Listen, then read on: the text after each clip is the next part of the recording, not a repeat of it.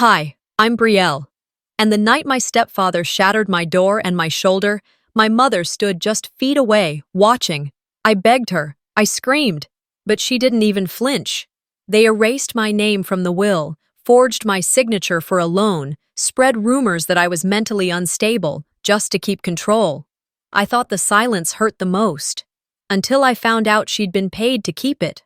Why would a mother protect the man who broke her daughter instead of the daughter who begged her to stop it? You think you know how far betrayal goes until it lives in your own house. Want to hear what I found in his drawer? The wheels of my suitcase made a soft hum as I pulled it up the path to the front porch.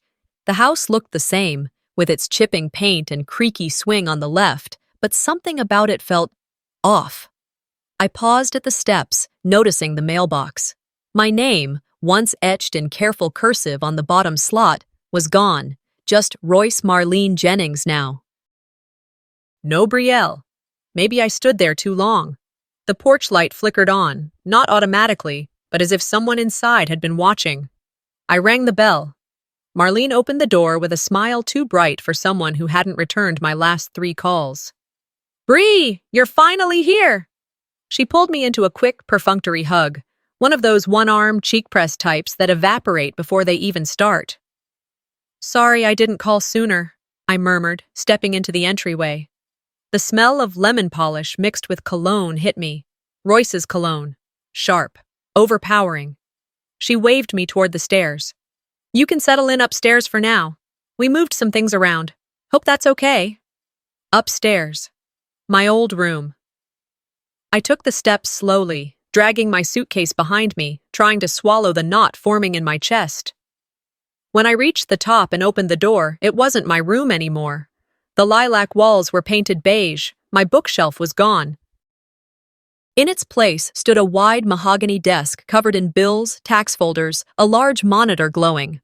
Royce's computer chair sat in the center, the leather already worn at the edges. Filing cabinets lined the wall where my dresser used to be. I backed out, opened the hall closet. Empty. Garage, I thought. Maybe she stored my things there. I rolled my suitcase down again and crossed the house. The garage door was stiff, the same rusty screech echoing as I pushed it open. Inside, in the far corner, were 3 large black trash bags. My handwriting in faded Sharpie marked them. Books, keepsakes, clothes. On top, barely covered, sat a wooden box, my father's last birthday gift to me.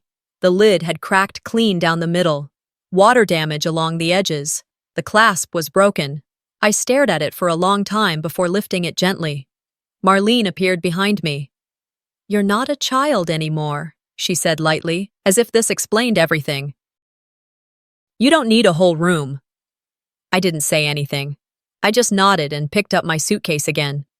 That night at dinner, I tried to eat, but the food tasted like sawdust. Royce dominated the conversation, going on about property taxes and how these new homeowners don't know a thing about grit. Marlene laughed at all the right places, even when he veered into his usual political rants. When he looked at me, it was only to ask, "So, are you still on that little break from work?" I looked at Marlene. She didn't meet my eyes. "I'm considering going back soon," I said quietly. "Right," he smirked. "Well, good to keep busy." I chewed slowly, counting backward in my head to keep myself from reacting. The next evening was Marlene's birthday.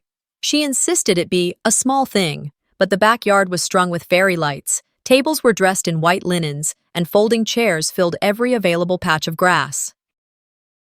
I helped carry out trays of finger sandwiches and bottles of lemonade, though no one asked me to. Guests began arriving, mostly church folks, neighbors, a few co-workers from the clinic she used to manage. I stood by the buffet, smiling stiffly, invisible in plain sight. A woman in her 60s tapped my shoulder. "Oh, are you the caterer? We could use more napkins on table 4. I blinked. "I'm her daughter." "Oh." The woman looked confused. "She didn't mention— Anyway, I'm sorry." I smiled. "It's fine." It wasn't.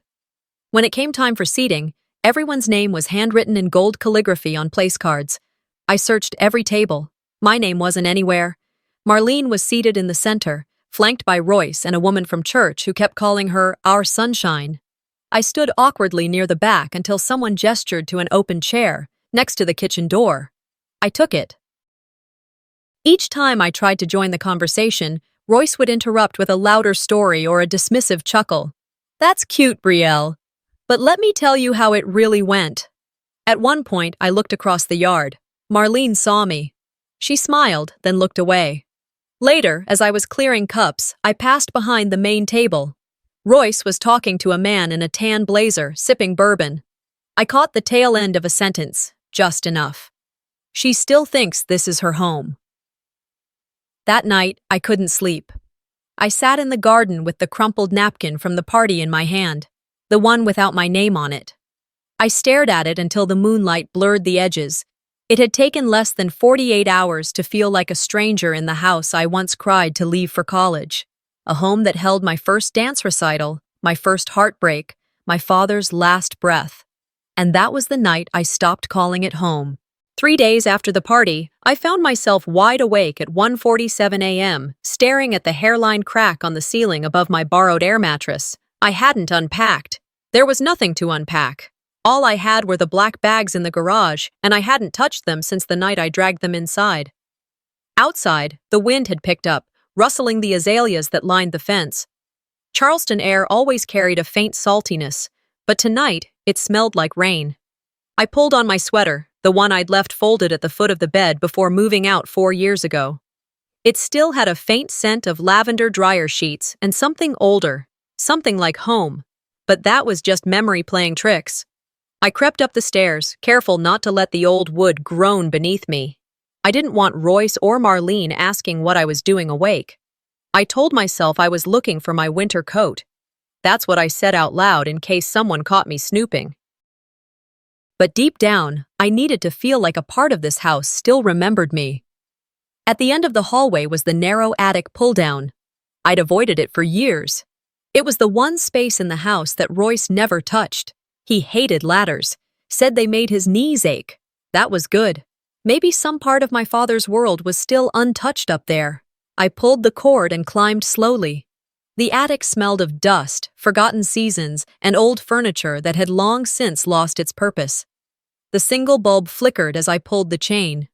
I didn't need much light. My eyes went straight to the far corner. A wooden chest. Faded initials carved into the front. E.M. Edward Monroe. My dad. My breath caught. I stepped closer, heart beating harder now. Not from fear, but from something deeper. I knelt beside it and pressed the latch. It clicked open with a soft groan. Inside were yellowed envelopes tied with twine, Polaroids from the 80s, my baby blanket, and a folder. A manila folder labeled simply Belle. I opened it carefully. The first thing that slid out was a handwritten letter on legal pad paper. My father's looping script filled both sides of the page. It wasn't dated, but I recognized the penmanship. He always used blue ink and wrote like he was leaning forward in a hurry. The second document was a will. My name was right there, underlined. To my daughter Belle Monroe, I leave my 1967 Ford Mustang and the savings account ending in 1472. The car, the Mustang I learned to drive in, the same one I used to wash every Sunday with him while we talked about nothing and everything. I sat back on my heels, feeling a strange mix of grief and validation. This version of the will, I'd never seen it before. The one Marlene submitted to probate didn't mention the car or the savings. In fact, it barely mentioned me. Now I knew why. I climbed down with the documents clutched to my chest and returned to my mattress. I didn't sleep. I couldn't. My mind spun with questions, with memories, with the kind of anger that simmers too low to scream. By morning, I had folded the will into an envelope and tucked it into my purse. I didn't say anything over breakfast. Marlene served scrambled eggs and toast. Royce read the paper, complaining about taxes. It was after he left that I finally asked, "Where's the Mustang?" Marlene didn't flinch. She sipped her coffee and looked at me over the rim of the mug. "We sold it 2 years ago. Needed the space in the garage." I nodded slowly. "You didn't think to tell me?" She gave me a look I'd grown up knowing too well, part pity, part annoyance. "You were off living your own life, Bree. That car was sitting there collecting dust." "It was mine." Technically, your father left it to the estate. I was the executor. We needed the money. You didn't even ask. Her tone shifted, sharper now. Royce didn't think it was fair to leave anything behind for a child that wasn't his. I stared at her. I wasn't his child, but I was yours. That's not what I meant. But the words had already landed. She rose from the table, rinsed her mug in the sink, and didn't look back as she walked down the hall. The door to the study clicked shut. I stood in the kitchen for a while, unsure whether to cry or scream. Instead, I walked to the garage. The space where the Mustang once sat looked too clean, like something sacred had been erased. I placed the cracked keepsake box, my birthday gift from Dad, on the floor where the front bumper used to rest. "Thank you," I whispered, "for leaving me something, even if they buried it." My voice sounded strange in the quiet. Not small, not soft, just mine. Later that evening, I sat on the back porch, watching the sky darken over the neighbor's fence. I thought about that letter, how Dad wrote that I'd always have a way out. At the time, I thought he meant college, a job, maybe travel. Now I understood. He knew. He knew even before he passed that I might need protection from the very people living under this roof. I unfolded the letter again, reading the last few lines. "I don't know what this house will look like without me, but you will always know what's right. Don't let them take that from you." I took a deep breath, and I decided, for the first time, to use it. The next morning, I poured myself a cup of coffee and sat at the far end of the kitchen table, across from the fridge, my unofficial spot now. Marlene and Royce had taken up the middle like royalty on a throne. I kept to the edges, like a guest overstaying her welcome. Royce was mid-rant about entitlement culture and how people don't understand what earning something means anymore. I tuned him out, my mind stuck on the letter from my father still folded inside my purse. I hadn't told them I'd found it, not yet. After breakfast, Marlene asked if I could run to the store for eggs and milk. I said yes, mostly to get out of the house. It was at the checkout counter of the grocery store, just as I was sliding my card, that my phone buzzed. A text from my bank. New co-owner added to account ending in 2189. I stared at the screen, confused. I hadn't added anyone. I opened my banking app right there in the store. The words hit harder than the cold air in the freezer aisle. Joint access authorized, Royce Jennings. That was my account, my private savings. The one I opened at 17 when I got my first job at the library shelving books. No one but me had ever touched it. I didn't finish the transaction. I left the cart behind and walked straight to my car. Back in the driveway, I stayed parked for a full 10 minutes, refreshing the app, scrolling, clicking into each section like the words might change. But they didn't. A $12,000 loan was now secured in my name. I called the bank. "Yes, ma'am," the voice on the line said. "We have documents submitted last week authorizing the loan, both parties signed." "Can you send me the form?" I asked, already knowing I hadn't signed anything. They did. I opened the email on my phone right there in the car. There it was, my name, my information, and a signature that looked like mine if someone had traced it through glass after drinking 2 whiskeys. Sloppy, forged, but close enough to fool someone who wasn't paying attention. And beside it, in bold ink, Royce's signature. I couldn't breathe. I didn't go inside right away. I drove to the small cafe downtown where I used to meet Dina after church. It was halfway between her apartment and my old place. I texted her. "Can you meet, please?"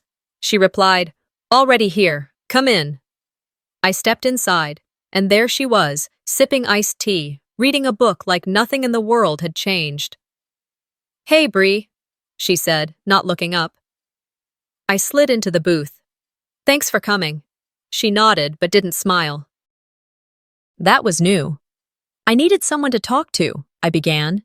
"Something happened. Actually, a lot has." I told her everything, about the forged signature, the loan, the will I found, the missing car. I kept my voice low but firm, watching her eyes for flickers of doubt. When I finished, she stirred her drink slowly. "Your mom called me last week," she said finally. I blinked. "What?" "She said you've been struggling, that you're imagining things, that the stress from work got to you. My stomach dropped. She said you're fixated on the past, looking for someone to blame. Do you believe her? I asked, my voice quiet but tight. She didn't answer right away. I don't know, she said eventually. It's just, this doesn't sound like the Belle I remember. I stood up, my chair scraping loudly against the tile. Maybe you don't remember me at all. She didn't call after me. Back at the house, I tried to move quietly, but every door felt louder than usual. Every floorboard betrayed me. I didn't go to my room. I went straight to the kitchen, hoping to finish what I'd started this morning, just put the groceries away and keep the peace. But Royce was there. He glanced up from his laptop, not even bothering to close the spreadsheet on the screen. "You been out a while," he said casually. "Yeah." "Everything okay?" I looked him straight in the eye. "I saw the loan, the account. You forged my name." He chuckled. "That's a strong accusation. It's the truth. You think the bank just processes things without checks? They'd never approve anything without proper verification. They did, and I'm going to prove it." He leaned back in his chair, arms crossed. "You always had a flair for drama, didn't you? Just like your father." I didn't respond. I opened the fridge, grabbed the milk, and left the room. At dinner, I sat silent again. Marlene passed me the potatoes without looking up. Royce talked about interest rates. Then, mid-meal, I asked, "Why did you do it?" Royce kept talking. Marlene blinked. "Do what?" "Add Royce to my bank account." She set her fork down. "Belle, not this again." "Did you know about the loan? Did you sign something? Because your name's not on it. But I know you knew." She sighed loudly. "Can you just stop bringing drama into this house? You're a grown woman acting like a child. It's exhausting." And then, just under her breath, but loud enough for me to hear, "You've always been the emotional burden." I didn't speak. I didn't eat. I didn't even blink for a moment. I stood, picked up my plate, and walked it to the sink. Upstairs, I stood in the hallway outside what used to be my room. The door was slightly ajar. Inside, Royce's desk lamp was still on. A file folder sat open. I stepped in. The air smelled like printer toner and aftershave, like erasure. I sat in the chair he now used, the one I picked out when I was 17 after saving up babysitting money. The chair he never knew meant anything. And now it belonged to him. They weren't just trying to ignore me, they were replacing me. And so I opened his drawer, determined to see what else he thought I wouldn't notice. I waited until the house was quiet.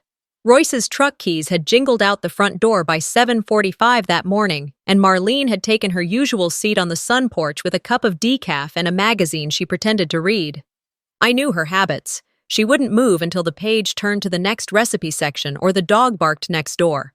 That gave me about 15 minutes. I stepped lightly into the office, what used to be my bedroom, and moved straight to the bottom right drawer of his desk. It was locked. Of course it was.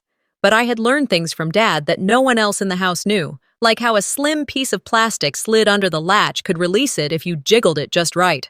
The drawer popped open with a soft click. Inside, I found what I feared and expected, a mess of files, sloppy for someone as meticulous as Royce. Loan documents, bank statements, notes scribbled in his all-caps handwriting. I flipped until I saw my name, and then again, and again. 3 separate folders, each labeled with my initials, and each filled with documents I had never signed, never seen, never even imagined. One was a printout of the forged bank forms with his and my supposed signatures. The ink on mine looked traced, as if someone had practiced first. The second folder contained a full background check, with my name, social security number, employment history, credit score. Why did he have this? And then came the third one. That one hit differently. Inside was a typed letter. The header read, "Mental Health Assessment, Patient Belle Monroe." Underneath, paragraphs of clinical-sounding language described a woman in her late 20s displaying signs of delusional ideation, paranoia, and manipulative behavior. There was no letterhead, no licensed professional's name, just a fake signature at the bottom and a post-it note stuck to the front of the page. Use if needed. Protect family interests. I stood still for a long moment, the page fluttering between my fingers. So this was the plan.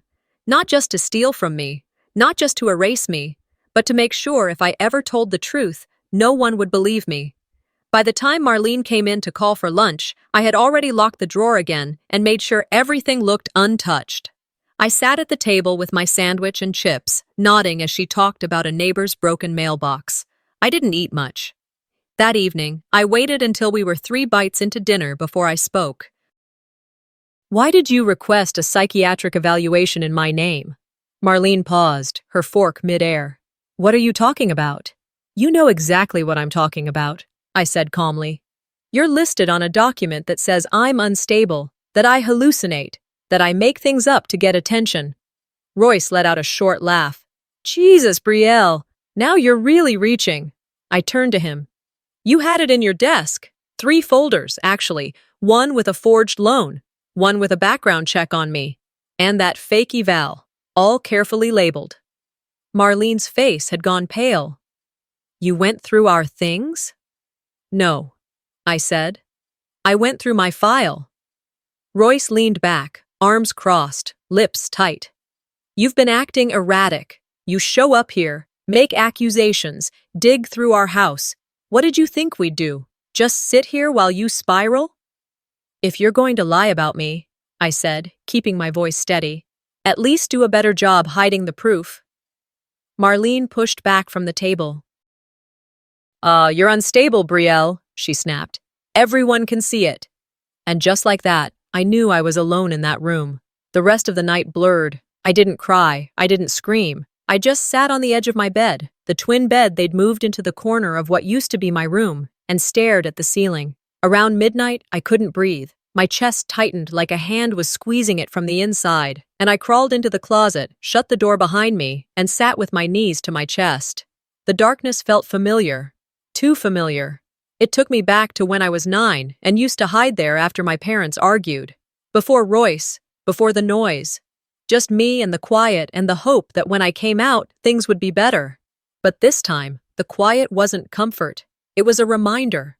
They weren't trying to scare me with shouting or doors slammed.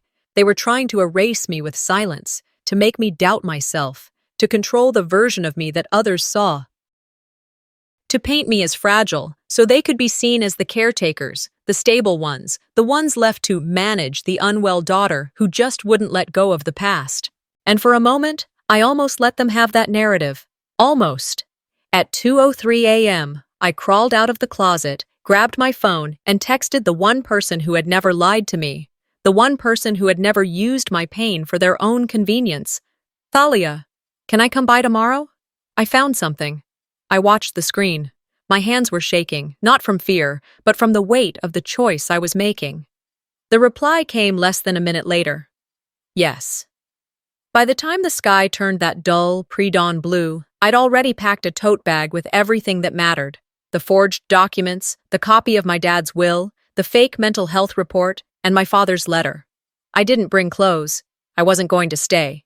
This wasn't about leaving. It was about telling the truth. Out loud, to someone who wouldn't twist it. Rain started just as I pulled out of the driveway. It came in light waves, not quite enough to hinder visibility, but enough to make the wipers tap back and forth like a heartbeat I couldn't regulate. 30 minutes of driving through sleepy side roads gave me more clarity than I'd had in months. When I pulled up outside Thalia's house, the porch light was already on. Her silhouette stood behind the screen door, waiting. She opened it before I reached the steps. You didn't bring a coat, she said. I gave her a wet, tired smile. Didn't think I'd need one. Come in before you catch something. Inside smelled like cinnamon and something warm, maybe peach tea or a candle.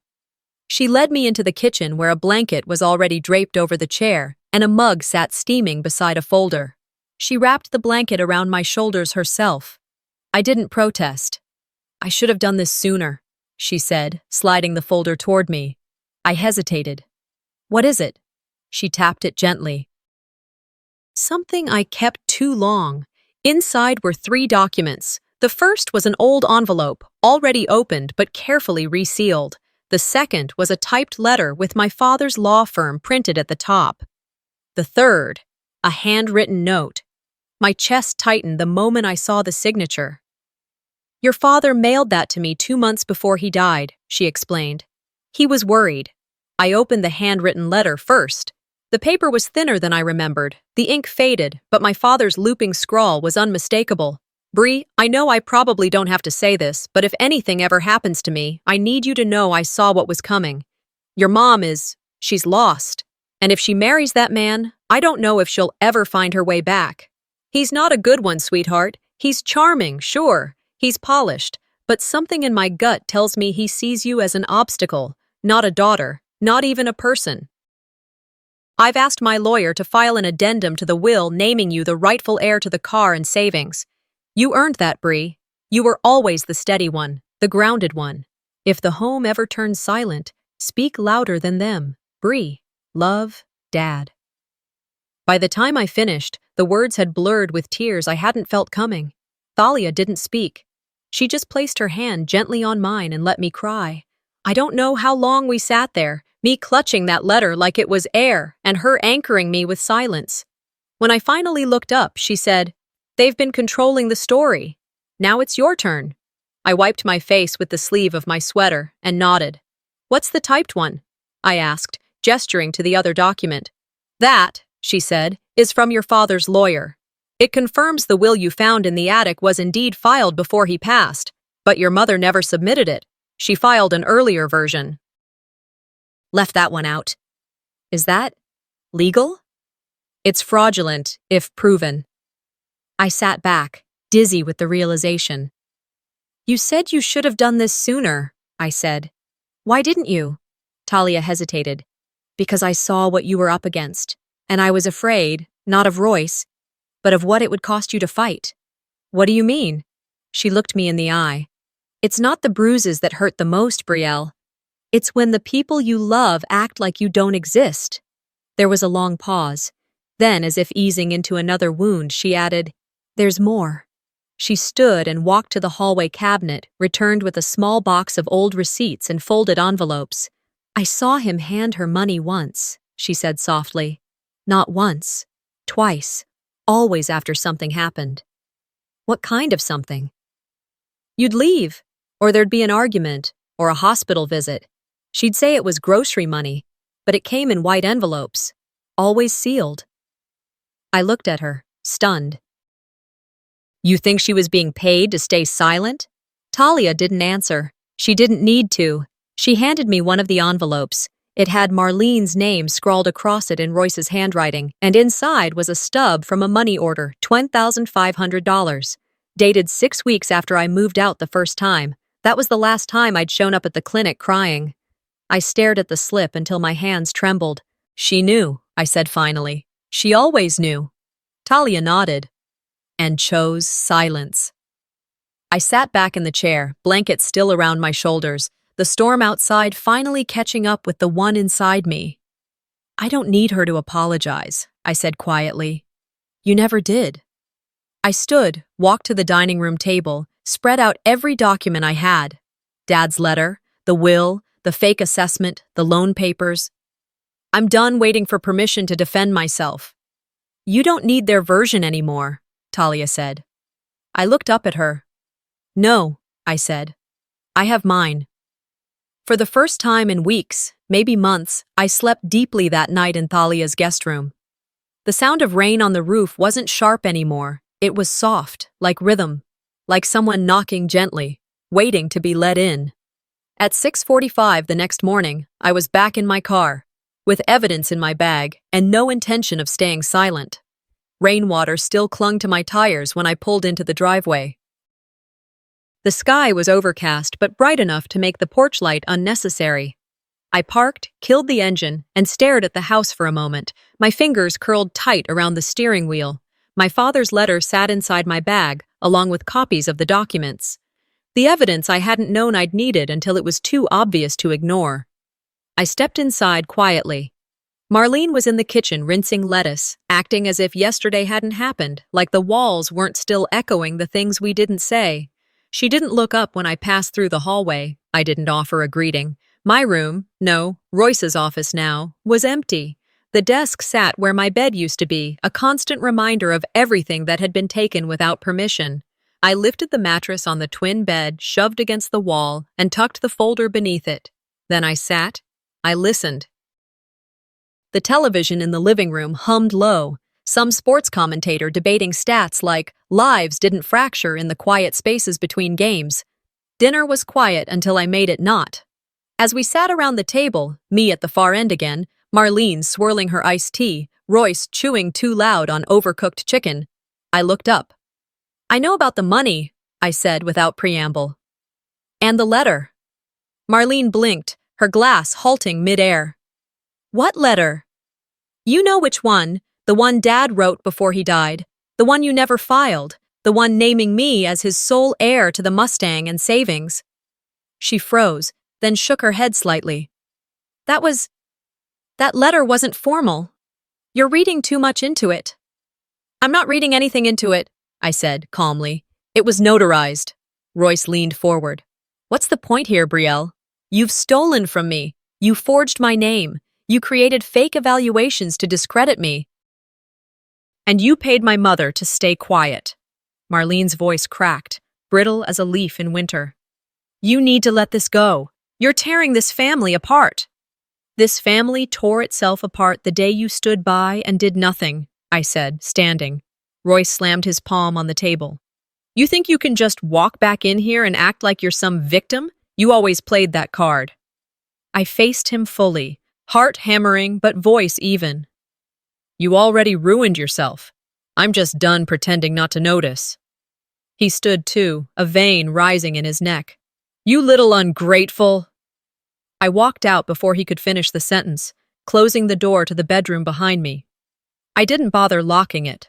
I sat on the edge of the bed and listened. The television resumed like nothing had happened. Marlene didn't follow. She never did. By midnight, I was still awake, pacing. The house creaked under the weight of silence. I heard Royce's footsteps before I heard the knock. It wasn't a knock. It was pounding, relentless, unhinged. "Open the door!" he shouted. I reached for my phone. The screen lit up, but before I could hit 911, the door slammed open. He must have used his shoulder. The phone clattered from my hand. He stepped in, his face flushed, breath reeking of whiskey. "You want to ruin me? Huh? You want to tear this family apart? Then let's do it." I tried to grab the phone, but he kicked it across the floor and lunged. He grabbed both my arms and shoved me against the dresser. I felt the sickening twist in my shoulder before the pain even registered. It knocked the breath out of me. My legs gave. I screamed. "Marlene!" I cried out, my voice cracking like it hadn't since I was a child. "Help me!" She stood in the hallway. I could see her just past Royce's shoulder. Frozen, one hand over her mouth, the other gripping the doorframe. She didn't move. "Say another word," Royce growled, tightening his grip. "And I swear—" He didn't finish. I managed to twist free just enough to drop to the floor and crawl toward the bathroom. My shoulders screamed in agony, my head spun from the blow I took against the dresser. I crawled with my left arm, dragging the other beside me like dead weight. Once in the bathroom, I slammed the door shut with my foot and twisted the lock. My fingers fumbled with the smartwatch on my wrist. I tapped the emergency SOS function 3 times. A red light blinked. Signal sent. I heard Royce curse outside the door, pacing. "I erased everything," he shouted. "That camera system? Wiped? Nobody's gonna believe you." I slid down the wall, my legs trembling, my mouth dry. I texted Talia with my free hand. "He hit me! SOS sent! Please!" My vision blurred. Blood from my temple dripped onto my shirt. My shoulder throbbed with every heartbeat. But the worst part, the most paralyzing part, wasn't the pain. It was the silence from the hallway. It was my mother's voice, never speaking, her stillness. I pulled my knees up, tucked my good arm around them, and waited.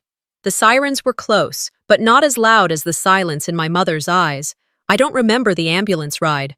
I only recall the moment the bathroom door opened and the EMT's voice cut through the fog, firm but kind, asking my name, if I could hear him. I nodded. That was all I could give. The hospital lights were too white, too still, and the nurses' voices echoed like I was underwater. Every beep, every clatter of wheels down the hallway reminded me I was still here, still breathing. And for the first time in a long while, I didn't feel ashamed of that. My shoulder had been dislocated and partially fractured. My lips split open, bruises covered the left side of my torso. The pain medication numbed the sharp edges, but nothing could touch the heaviness in my chest. Thalia arrived before the doctor had finished his second round of questions. She walked in like a woman on a mission, not rushing, not panicked, but solid. She didn't ask what happened. She took my hand and sat down. Behind her, 2 uniformed officers stood quietly, waiting for their turn. "We got your emergency alert," one of them said gently. "We have a unit already at the house. Can you talk?" I nodded again. I wasn't scared anymore. "Do you have any documentation?" the other asked. I pointed to my bag. Thalia handed it over before I could lift my arm. The officer opened it carefully, pulling out the folder I'd packed with every intention of being heard. The nurse stepped back. I could see in her eyes that she knew. She'd seen this before. I sat up straighter in the bed, even with the sling wrapped across my torso. "I want to file charges," I said, my voice scratchy but steady, "and I want to make a full statement." We spent the next hour going through every detail. I told them about the loan, the forged signature, the fake psychiatric report, the deleted security footage. I didn't cry. I didn't dramatize. I gave them facts, dates, evidence. When I was done, the older officer glanced at the folder again, then looked at me. "Ma'am, this is more than just assault. You understand that?" I nodded. "This is a pattern, a documented campaign to discredit you. If what's in here checks out, this becomes felony territory. Identity theft, fraud, tampering with evidence." Talia cleared her throat. "There's something else." The officers turned toward her. "I recorded a phone call," she said simply, "between my daughter and Royce. I didn't mean to. I had a recorder running because I had a bad feeling. I forgot to turn it off when she called. It caught the whole conversation." "Do you have it?" Talia reached into her purse and pulled out a small digital recorder, the kind used in lectures or by writers. Old, but reliable. One of the officers took it. "May we?" She nodded. He played the clip. The hospital room went quiet, except for the tinny sound of my mother's voice. "She's unraveling, Royce. I don't know how much longer I can cover for her." "Just delete the damn footage," came Royce's reply. "She's going to spiral anyway. Who the hell's going to believe her? She always had a flair for drama. She wants to play victim. Let her scream." The recording ended. The silence in the room was different now. Not the stunned silence of disbelief, but the silence of truth finally spoken out loud. "Is that enough?" I asked. The younger officer, a woman with a notepad in hand, said, "That alone gives us probable cause." I leaned back. The sling tugged at my shoulder. "There's one more thing," Talia said. "You might want to talk to the neighbor." That confused the officers. "His name is Mr. King. He's partially deaf. Records voice memos every night as therapy. He lives across the street. His recorder might have picked up what happened." The officers looked at each other. One nodded. "We'll pay him a visit." Later that day, they returned. Mr. King had indeed recorded something. Not video, just audio. But it was enough. At 12:17 a.m., his recorder captured my scream, loud and clear. "Mom, help me! He's breaking the door!" Then the sound of the door slamming, my sobs, and a male voice yelling, "You're going to regret this!" They brought the recording to the hospital and played it for me. My hands shook when I heard my own voice played back. It didn't feel like me, but it was. It had happened, and now there was no denying it. That night, Royce was arrested at his repair shop. According to the officers, he didn't resist. He asked for his lawyer, said he had no idea what this was about. Marlene wasn't arrested, but she was issued a subpoena. She didn't visit me at the hospital, didn't call, didn't text, didn't ask if I was okay, which strangely made everything easier. I was discharged the next morning with pain meds, a sling, and instructions to avoid lifting anything for 3 weeks. Thalia drove me back to her house. My house now. We didn't talk much on the way. She kept her hand close to the gear shift like she was ready to grab mine at any moment. I appreciated the gesture more than she probably realized. Back at her home, I stood in the doorway for a moment, unsure what to do. I'd left the house a broken version of myself. I returned different. Still hurt, still healing, but not shattered.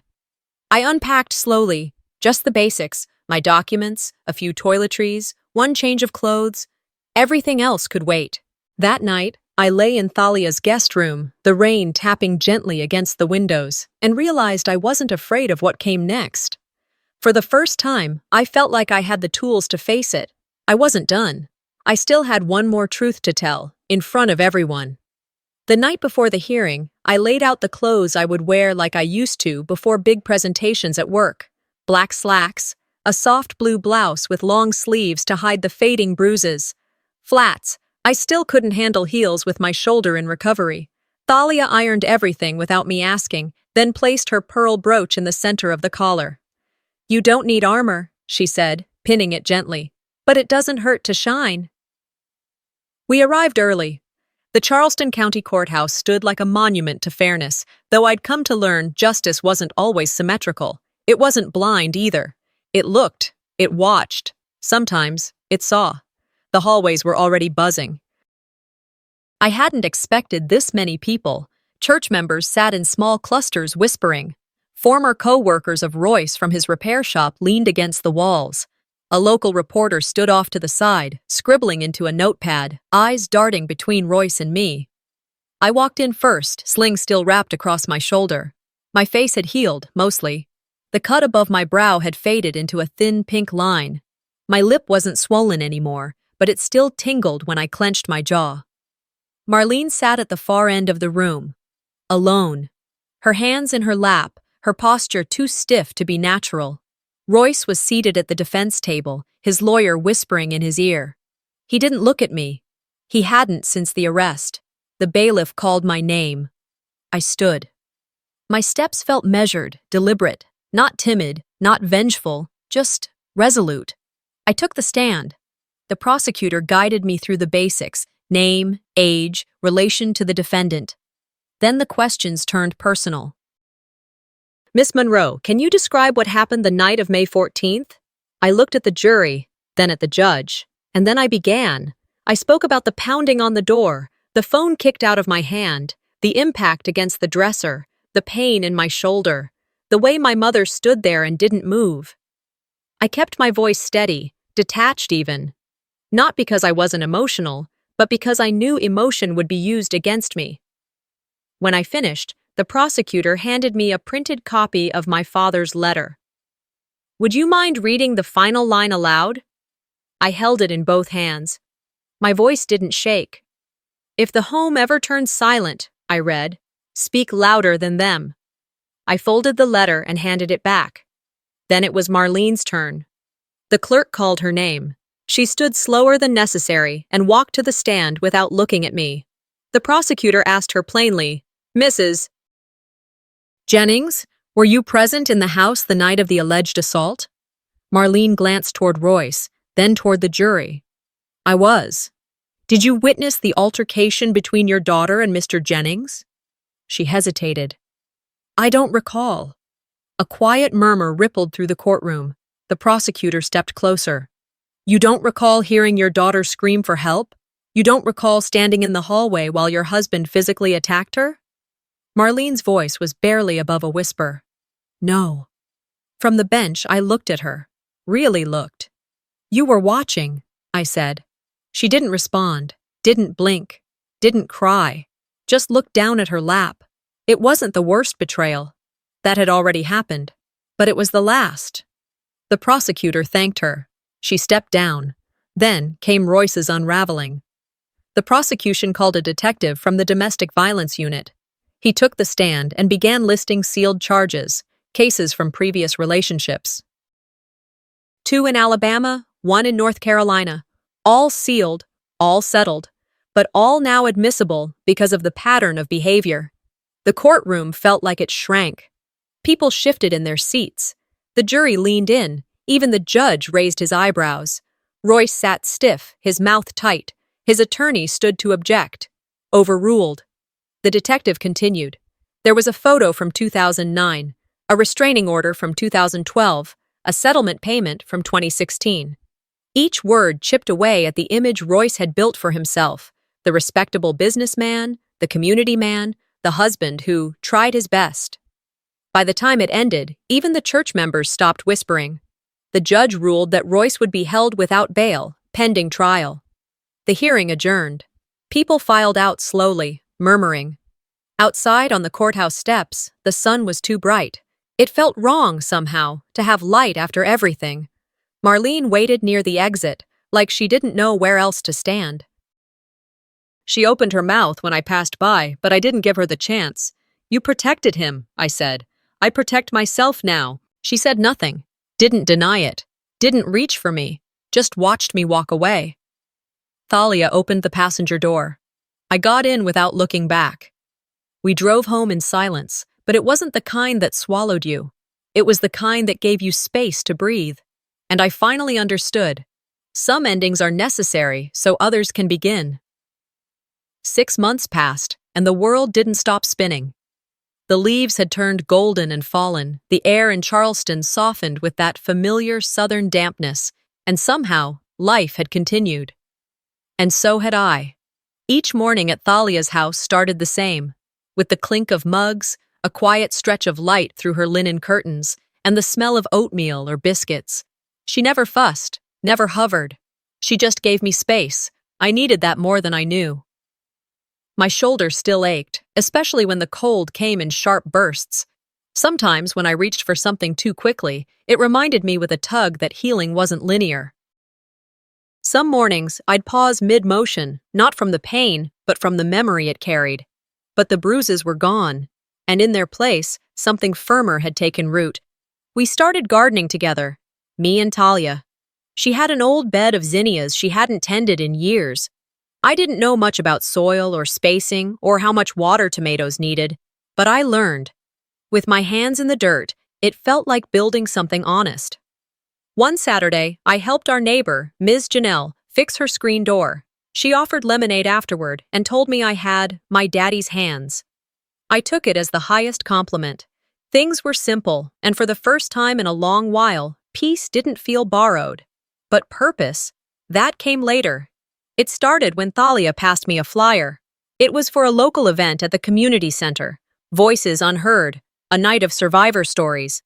You don't have to speak, she said, but you can. I stared at the flyer for a long time. When the night came, I wore black slacks and that same blue blouse. My shoulder brace was gone, but I still felt its memory around me. The community center smelled like waxed floors and old coffee. The folding chairs squeaked under nervous weight. I sat in the back at first, gripping the sides of my chair as women and a few men took turns at the mic. Stories came like waves. Some sobbed, others shook. All of them bled truth. And when my name was called, I stood. I walked slowly to the front. The microphone adjusted for height. The lights weren't bright. I could still see the crowd. I introduced myself. My name is Belle. And for a long time, I didn't know what silence really cost. I told them about the room that wasn't mine anymore, about my name missing from a party, from a will, from every hallway in my own home. I told them about the night the door broke open, and the moment I realized the silence behind me was heavier than the fists in front of me. I ended with the words my father wrote to me. If the home ever turns silent, speak louder than them. When I finished, no one clapped right away. Then a woman in the back stood up and walked toward me. She hugged me, tightly, and whispered, "Thank you." I didn't know her name, but I knew what it meant. The next morning, I drove to the courthouse again. Not for a hearing. This time, for me. I filed a petition to legally sever ties from Marlene Jennings. No inheritance, no contact rights, no family recognition. On paper, I would no longer be her daughter. The judge asked if I was sure. I said yes. He nodded and signed. Outside, I stood on the courthouse steps, just like I had months ago. This time, no press, no whispers, just the sound of passing cars and my heart beating like something was opening, not closing. I belong to myself now, I whispered. A week later, Royce's sentencing was announced. 20 years, no parole. His mugshot was everywhere. Local papers, news sites, shared in hushed church circles. His shop was shuttered, his name stripped from the sponsorship signs in the rec league. But what struck me more were the statements from people who used to defend him. I can't believe we didn't see it. He seemed so normal. We believed the wrong person. They did, but now they didn't get to rewrite the story. That part belonged to me. One Sunday afternoon, I sat on Thalia's porch, wrapped in a quilt she'd made when I was 10. The wind chimes my dad hung before his last birthday swung lazily in the breeze. We didn't talk, just rocked. And I thought about everything I hadn't lost. I still had my name, my voice, my dignity, my future. I didn't win everything, but I didn't lose myself. And for the first time in my life, I was louder than their silence. Sometimes silence isn't just painful, it's protection for the wrong people. This story wasn't just about bruises or betrayal, but about reclaiming a voice that others tried to bury. If you've ever had to choose between keeping peace in your family and keeping your sanity, you're not alone. What would you have done if your mother watched and said nothing? Let me know in the comments, and don't forget to subscribe for more real stories that need to be heard.